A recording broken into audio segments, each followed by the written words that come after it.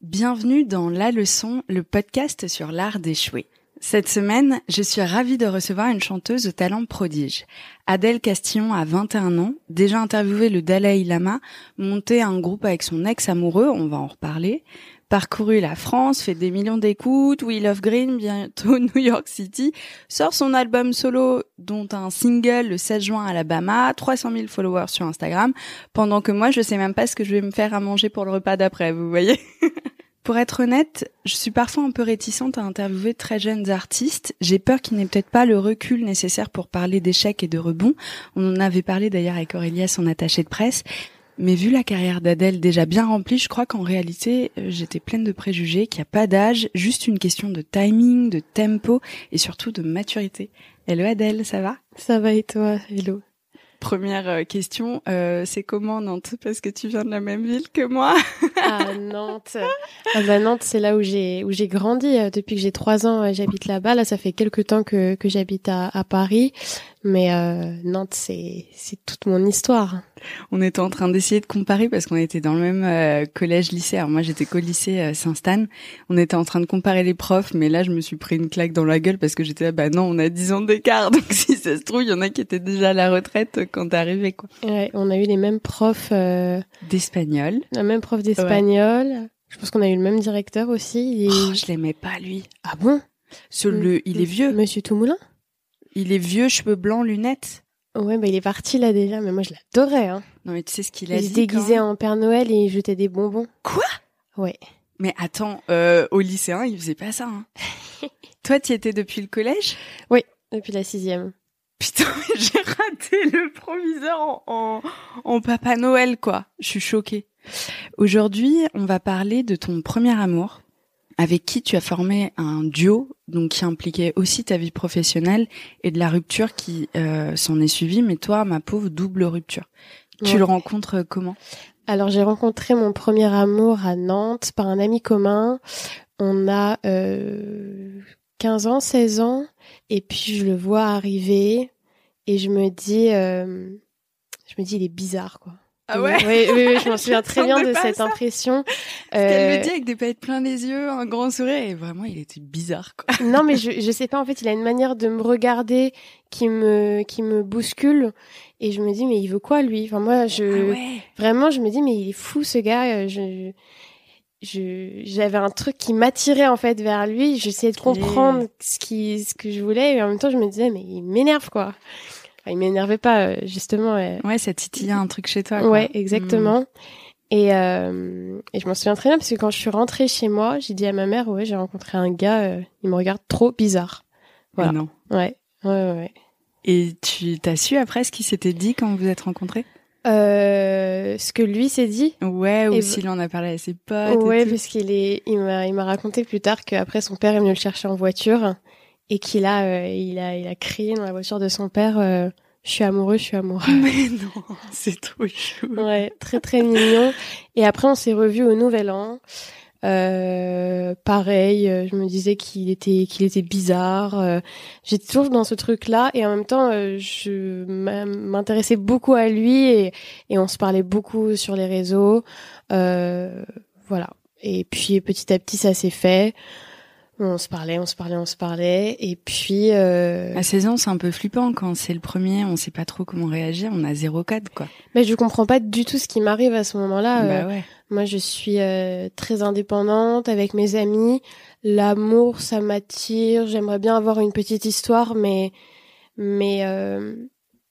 en surface, on va dire. Ouais.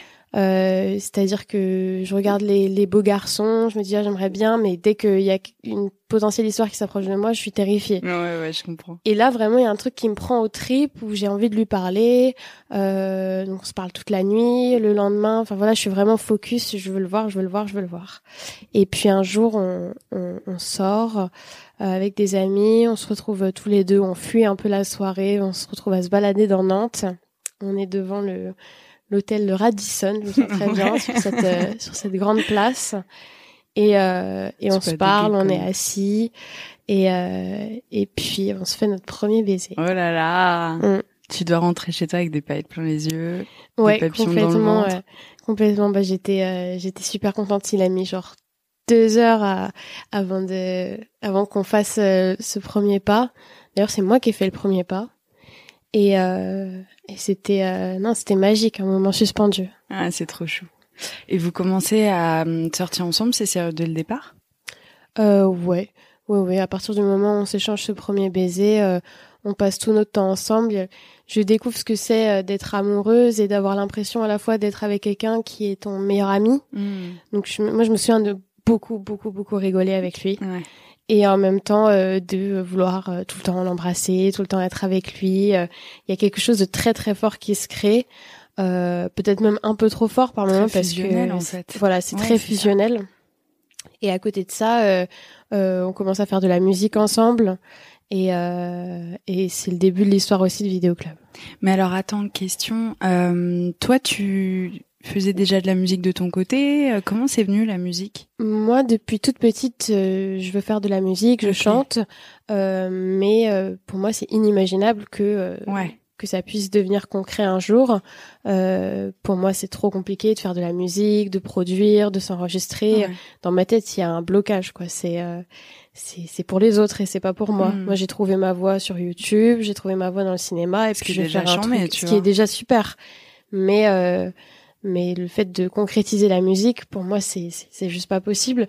Et je découvre avec mon premier amour que lui il a de quoi faire de la musique, de quoi enregistrer, qu'en fait c'est pas si compliqué que ça. Ah ouais. Et donc je commence à lui envoyer des trucs que je fais de mon côté, je commence à chanter avec lui et puis on se dit sérieusement que ça peut être cool de faire un projet.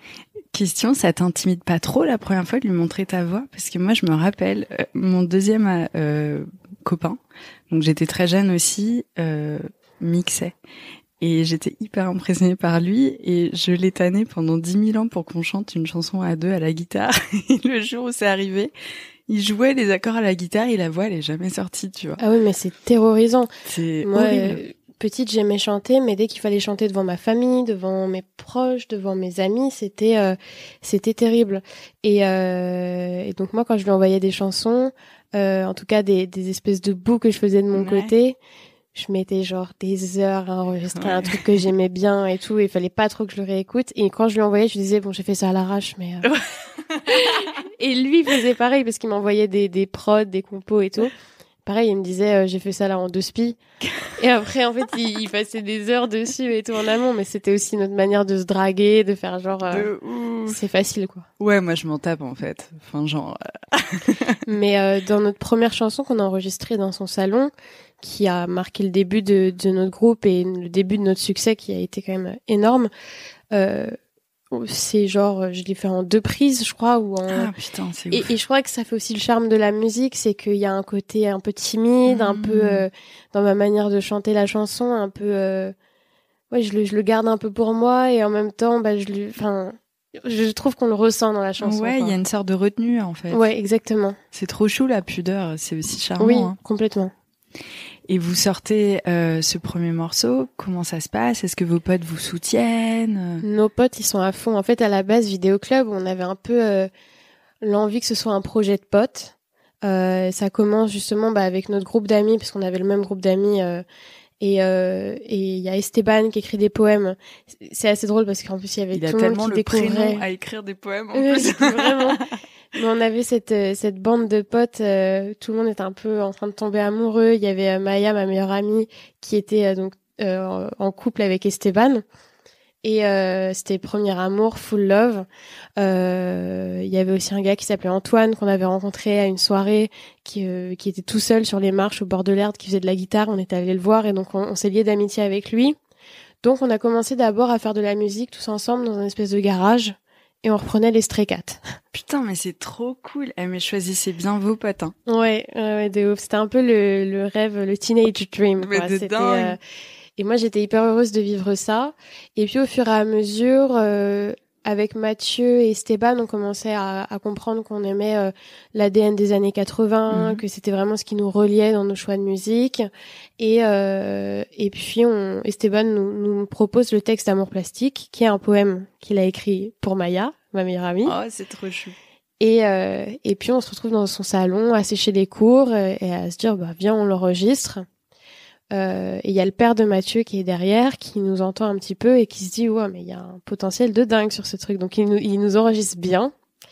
Et puis après son père commence à dire faudrait faire un petit clip et tout.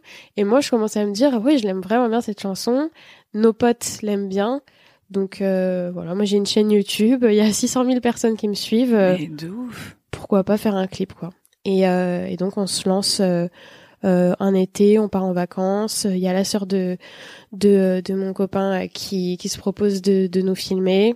On fait un petit truc un peu à l'arrache. En plus, c'est trop bon souvenir en vrai parce que vous devez vous marrer, c'est la colo quoi. Ouais, complètement. C'était vraiment ça. Il y avait donc on part avec la famille de mon copain au bord de la mer pour filmer le clip. Il y a mon père qui arrive pour nous aider à filmer, pour nous emmener dans un lieu où on veut filmer parce qu'il y a le père de mon copain qui fait une rage dedans, donc c'est mon père qui prend le relais. Enfin, il y avait un truc vraiment familial. Ouais. Et puis on monte le clip. Et au moment de le poster, je me souviendrai toujours, on avait fait un petit goûter avec mes parents, le père de mon copain. Enfin, il y avait la famille, quoi. On avait acheté des petites chips, des gâteaux et tout à boire.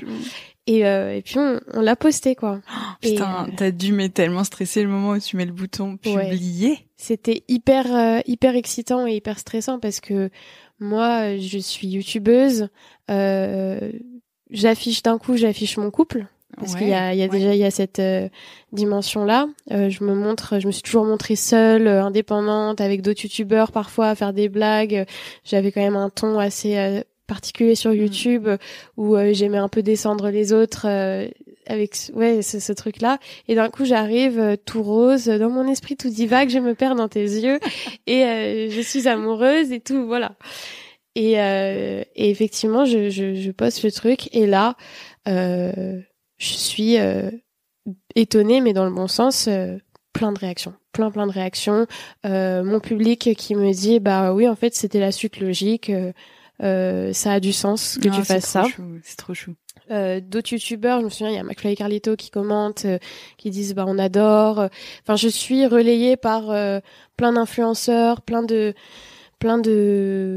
gens. Ouais, et ça explose direct. Ça explose et donc bah là ça renforce. On avait fait un petit peu d'autres musiques à côté, mais là ça renforce mon envie de dire ok bah let's go, on va continuer là-dedans. Et puis 2-3 semaines plus tard, on se fait contacter par les maisons de disques. C'était la rentrée scolaire de terminale. Et voilà, là, la perspective de rendre ce projet sérieux démarre vraiment et on fonce tête baissée, quoi. Ouais, c'est intéressant que tu rappelles ce truc de terminale parce que quand on t'entend, on pourrait coller ton histoire à quelqu'un qui a 25 ans, tu vois, avec un groupe de pop plus mature, alors que vous commencez une carrière pro. Mais à côté de ça, vous bossez votre bac, quoi. Ouais. Alors lui, il décide d'arrêter parce que il décide d'arrêter le groupe. Non, pas d'arrêter le groupe, pardon. Ah oui, la terminale. L'école, ouais, exactement. J'étais là, attends, j'ai pas suivi, je comprends pas l'histoire, c'était pas ça. Non. Il décide d'arrêter les cours. Moi, c'était un peu le contrat avec mes parents. Ouais. C'était que je passe mon bac et puis en vrai de vrai, j'aimais trop l'école. J'ai adoré ça. L'ambiance, j'avais besoin de ça, de ce cadre, c'était hyper important pour moi. Donc j'ai relevé le défi en me disant ok, on va faire ça, on va commencer à bosser ce projet et puis je vais passer mon bac. Et ça prend de l'ampleur, vous commencez à parcourir la France, tout d'un coup, ça vous dépasse presque, j'imagine, non? Ouais, bah il y a un côté où on se fait, je pense, en tout cas je vais parler en mon nom, mais j'ai l'impression que je me suis fait je me suis laissée bercer par tout et je me suis laissée porter plutôt, c'est plutôt ça le mot, par le succès de Vidéo Club et je me suis j'ai laissé en fait un peu le contrôle à d'autres personnes, même si toute la part artistique j'étais à fond dedans avec lui, mais c'est vrai que c'était tellement immense ce qui s'est passé que je réalisais pas en fait que c'était immense ce qui se passait. C'est que maintenant que je me rends compte que c'était énorme. Mais je me suis laissée embarquer dans cette aventure, dans cette histoire. Je me suis pas posé de questions. Même à l'époque, j'ai eu des gens quand même qui m'ont dit, des gens du milieu. Hein, je me souviens très bien que Flo, par exemple, de Big Flo et Oli, m'a dit, c'est génial, mais t'es sûre de vouloir te lancer dans un projet en couple? Et moi, il faut se mettre dans ma tête. À l'époque, je tombe amoureuse pour la première fois. Ouais. Et c'est en mode, ce sera pour la vie. Ouais, bah ouais. Et c'est mon premier amour. Et aujourd'hui, je me mets en couple avec quelqu'un, je sais que il peut tout arriver.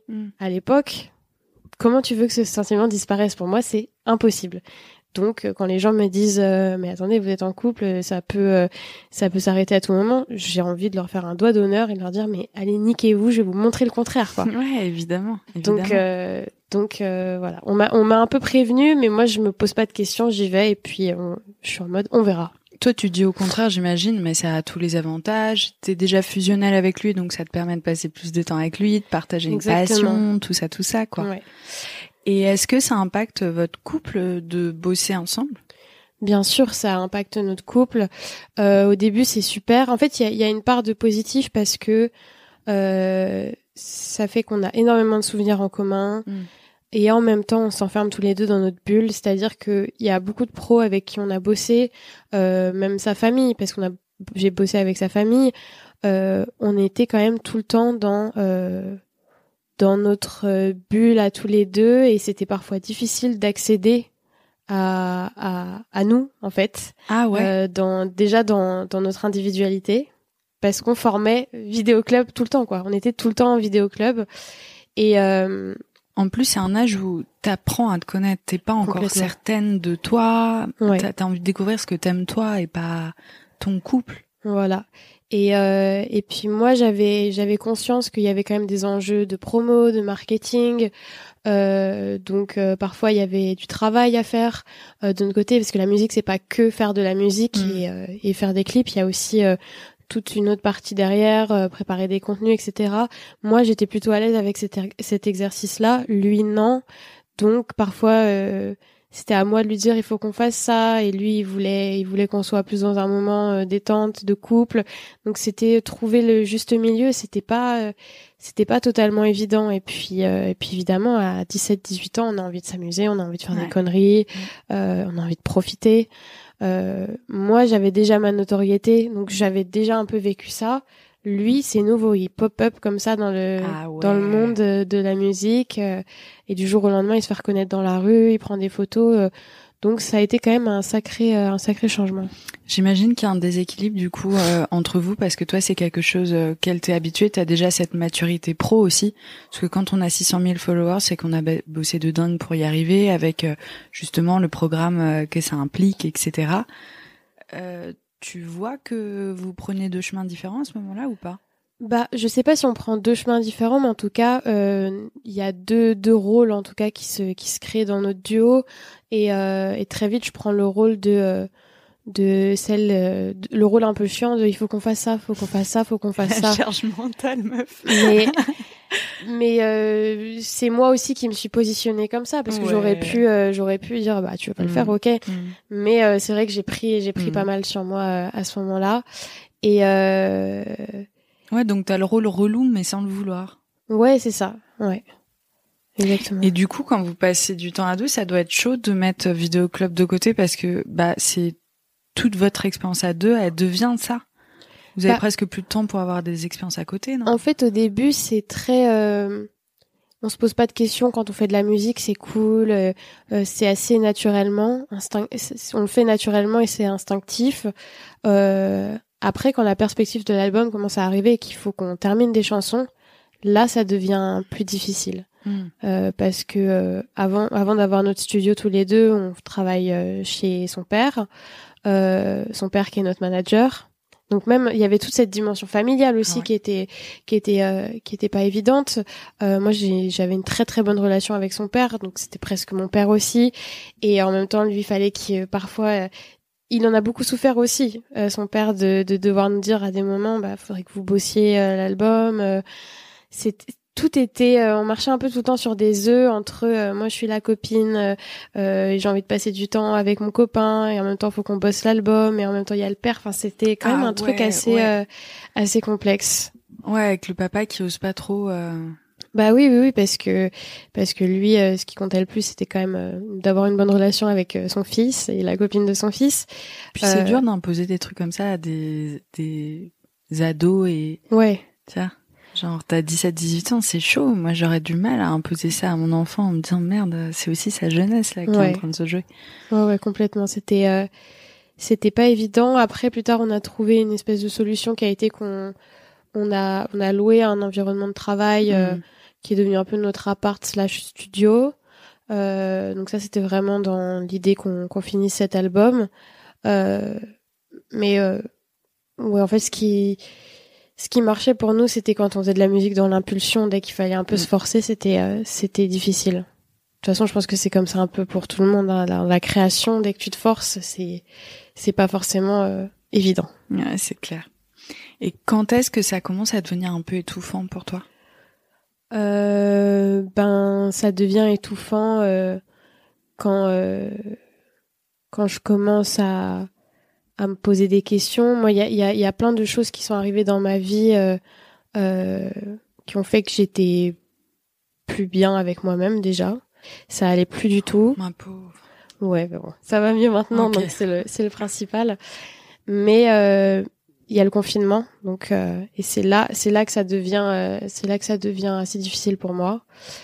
Et que je commence à avoir des petits trucs dans ma tête qui arrivent en mode est-ce que je suis vraiment heureuse, est-ce que c'est ce que je veux pour moi, est-ce que je suis toujours amoureuse. Et là, quand t'as cette question qui arrive, j'ai été dans le déni pendant longtemps. Une fois qu'elle est arrivée, je me suis dit mais arrête de te poser des questions comme ça, t'es folle. Et puis c'est par période, c'est par phase. Ouais. Mais une fois qu'elle arrive, cette question, c'est pas évident, quoi. Parce que moi, j'étais dans un truc à fond tout le temps. Je suis folle amoureuse. Rien ne pourra m'enlever cet amour-là. Et quand il y a le doute qui vient se mettre dans ma tête, je me dis, oh là là, dans quoi je me suis embarquée? Ouais, c'est clair. Parce que j'ai la sensation que tout le projet repose sur mes épaules, et sur celle de mon copain. Et donc c'est pas évident. Et j'ose pas en parler autour de moi. Parce que j'ai peur qu'on doute de moi, donc je reste seule avec ça. Ouais. J'en parle un petit peu à mes parents, mais même eux, j'ai pas envie de les inquiéter, alors qu'en vrai, eux, après multiples discussions, ils sentaient de toute façon tout. Mais j'ai commencé à, Et tu dois en plus, j'imagine, un peu culpabiliser de ressentir ça. Moi, ah bah oui. Je me rappelle de ce premier amour. On a tous un premier amour, ça marque. C'est moi qui suis partie et je m'en voulais parce que je me disais j'ai tout, il est hyper amoureux, il est adorable, pourquoi je ressens ça?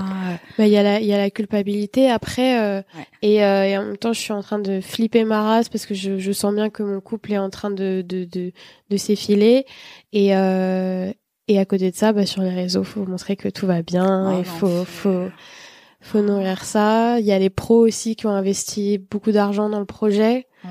Donc je me dis parce qu'il y a aussi la dimension de il y a notre couple et il y a le projet et il y a aussi des gens qui ont investi dans le projet. Après je me rends bien compte que les personnes de 40-50 ans qui mettent de l'argent dans un projet d'un couple de 16-17 ans, ils savent aussi que derrière il y a un risque, mais ils ont pris le risque et voilà, donc je prends beaucoup sur moi. On finit l'album quand même, j'en suis hyper fière. Et puis d'ailleurs, on termine, je me souviendrai toujours, la dernière chanson qu'on a composée ensemble, c'est une chanson qui raconte toute notre histoire du début, presque à la fin, au final, j'ai envie de dire, à travers les premiers SMS qu'on s'est envoyés et tout. Donc je trouve que ça boucle un peu aussi l'histoire, c'est assez beau.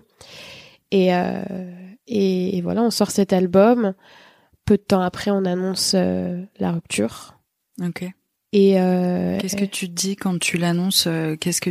Est-ce que tu dis putain c'est la fin de moi ou alors est-ce que ça donne une bouffée d'espoir en mode je me sens mieux? Ça me fait du bien. Ouais. Ça me fait du bien parce que il y a quand même eu un certain temps on faisait de la promo, on n'était plus ensemble, mais on le disait pas. Mais le cauchemar, ma pauvre, c'est comme les films, tu sais, ou les séries ou. Alors à ce moment-là, on avait quand même une assez bonne relation, on rigolait. Enfin, mais en fait, ça a été bizarre parce que du coup, la rupture, je l'ai pas vécue normalement.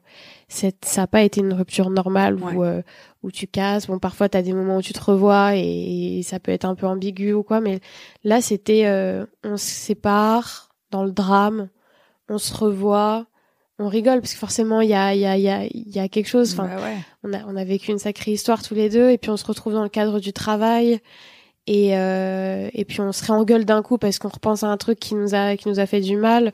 Enfin, c'était tout le temps ça, quoi. C'était et j'avais toujours des nouvelles de lui, il avait toujours des nouvelles de moi. On était encore dans des groupes WhatsApp avec des pros. Enfin, c'était, tu sais, il y avait pas possibilité de couper. Et moi, en fait, pour être honnête, j'ai coupé avec lui il y a très peu de temps. Ah ouais. Ouais.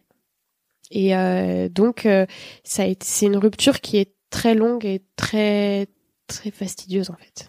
Ah ouais, c'est dur. Surtout que, enfin, chacun vit les choses différemment, mais j'ai vraiment l'impression que pour passer à autre chose, il y a un moment où on doit avoir un no contact et ouais. Tu vois. Ouais, exactement. Parce que, comme tu dis, ça reprovoque des engueulades qui n'ont plus lieu d'être. Ça y est, c'est fini. Au contraire, c'est le temps de la reconstruction. Et toi, t'es encore en train de te battre pour le passé, quoi. Ouais, exactement. Et moi, j'ai mis du temps à comprendre que si je veux vraiment passer à autre chose, je peux pas me permettre le samedi soir, 2h du matin, tiens, je pense à lui, je vais lui envoyer un message. Ben ça, je le faisais moi avant.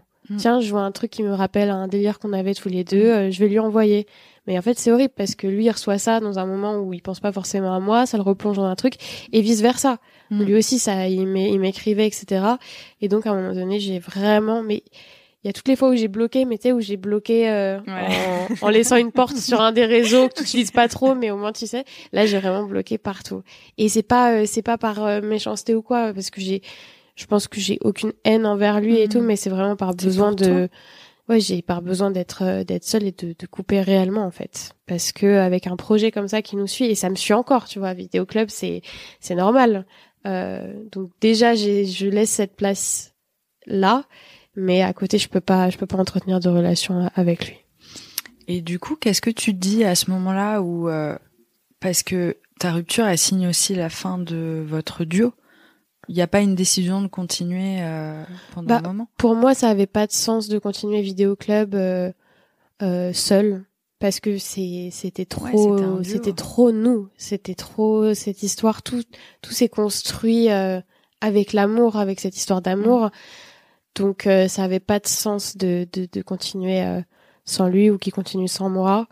En revanche, je me suis rendu compte avec Vidéo Club que j'adorais être sur scène, j'adorais faire de la musique, j'adorais faire des clips. Enfin voilà, j'avais trouvé un univers dans lequel je me sentais épanouie, et donc d'un coup il est évident qu'il faut que je continue, et je me lance en solo, et je me pose quand même pas mal de questions, et je me dis ok, je vais essayer.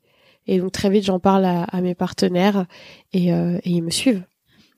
Ça doit être déchirant un peu aussi, non? Ah bah oui, moi j'ai vécu le truc et je pense que eux aussi à 500 000%, c'est-à-dire que j'ai eu cette rupture avec lui, mais j'ai eu aussi la rupture avec son père et avec sa sœur.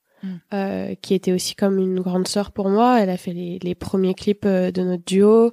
On voyageait ensemble, on a vécu des trucs extraordinaires. Nos premiers concerts, il y avait ma famille, la sienne.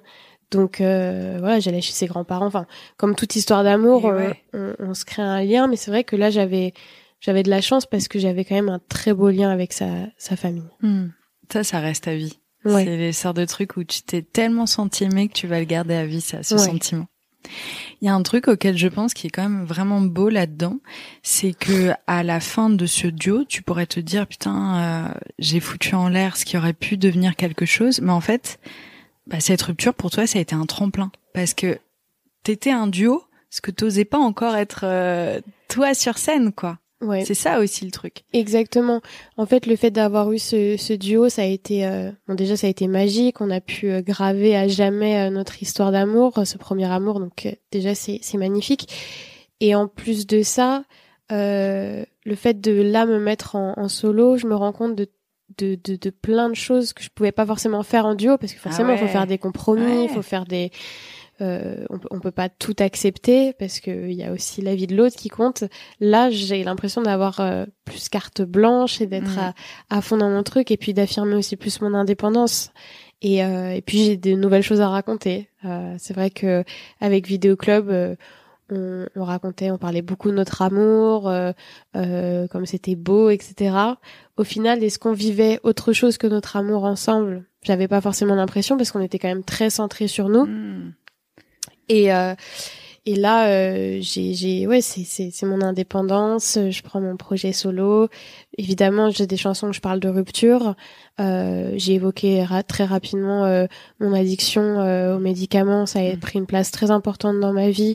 Et j'ai découvert plein d'autres aspects de ma personnalité, mon hypersensibilité. Et donc, j'ai pu découvrir tout ça après cette rupture et en écrire des chansons dans cet album. Ouais, c'est beau comme quoi il faut des moments, il faut un peu de pluie, tu sais, pour qu'il y ait un arc-en-ciel derrière, quoi. C'est cheesy, mais c'est vrai. Hein. Et ce que je me dis aussi, et ce qui est beau là-dedans, c'est que maintenant c'est ton nom qui est sur la pochette. C'est pas, tu t'es pas trouvé un autre pseudonyme. T'es là, ça y est, t'es vraiment toi, quoi. Ouais, exactement. Là, c'est mon nom et je suis trop fière et ça me donne encore plus envie de faire un beau projet parce que là, si j'ai bien compris un truc, c'est que une fois que c'est sorti, ça repart plus, quoi. Donc, ouais, j'ai envie de le faire bien. Tu peux pas rompre avec toi-même, c'est la bonne nouvelle. Ça, au moins, c'est vrai. C'est vrai que c'est la bonne nouvelle, c'est que je ne peux pas rompre avec moi-même. En promo, si tu te fais chier, tu peux en discuter après. T'es la meuf qui a Exactement. Non, mais c'est vrai que là-dessus, j'ai pas ce stress-là. C'est vrai que c'est quand même assez libérateur. Ouais, et puis c'est un pouvoir, hein. J'aime pas trop ce mot, mais bon, t'as capté. De prendre le pouvoir, de dire maintenant ça va être mes décisions, maintenant j'ai confiance en moi, j'adore ce que je fais, je suis bonne dans ce que je fais. Enfin, c'est chouette, bravo, quoi. Ouais, merci. Comme quoi, beaucoup. parfois, il faut malheureusement traverser des trucs comme ça pour s'émanciper et... Ah bah oui, complètement. Et puis, quand je repense à la Adèle qui était en pleine rupture et qui se disait comment je vais y arriver, je vais jamais passer outre, quoi. Et j'avoue que s'il y a des gens qui nous écoutent et qui sont en plein dedans, c'est tellement agréable de se dire qu'en fait, oui, tout passe. Tout passe et quand tu remontes, c'est encore plus satisfaisant. Quand t'es très très bas, bah après tu peux que remonter, quoi. C'est clair, et puis ça te donne une confiance en toi. Étonnamment, je trouve que les épreuves sont les grands moments de vie où on prend confiance en soi parce qu'on se dit ah oui, donc j'ai été capable de surmonter ça et d'aller mieux. En plus, je suis encore mieux qu'avant. Ouais, je peux tout faire. J'ai tout gagné. Ouais, c'est ça. Ouais, c'est clair. Bah, tu peux être fière de toi. Merci. Bravo. Merci beaucoup. Et on souhaite longue vie à ton album. Il sort en octobre prochain. Il sort, ouais, en octobre prochain. Bon, dans pas longtemps, il y a un nouveau single, le 3e, le 16 juin. Donc oui. Ça, vous pouvez vous rattraper dessus. Moi, j'ai écouté l'album. Voilà, je vais vous rendre un peu jaloux. Elle a eu l'exclu. Merci beaucoup pour tout ça, pour ta générosité pour raconter cette histoire, parce que enfin t'as un peu de pudeur et c'est normal, donc merci beaucoup. Merci à toi. Et l'histoire d'amour du premier amour, c'est tellement beau, c'est tellement universel que je pense que ça va parler à beaucoup, même s'ils ont pas de vidéoclub ou ne font pas de la musique. Enfin voilà, quoi. Merci beaucoup. J'espère que cet épisode vous a plu. Pour suivre les coulisses du podcast, n'hésitez pas à me follower sur Instagram @Paulette_Grisoni, sur Twitter podcast LL en majuscule ou sur Facebook La Leçon Podcast. On se dit à très vite pour un nouvel épisode.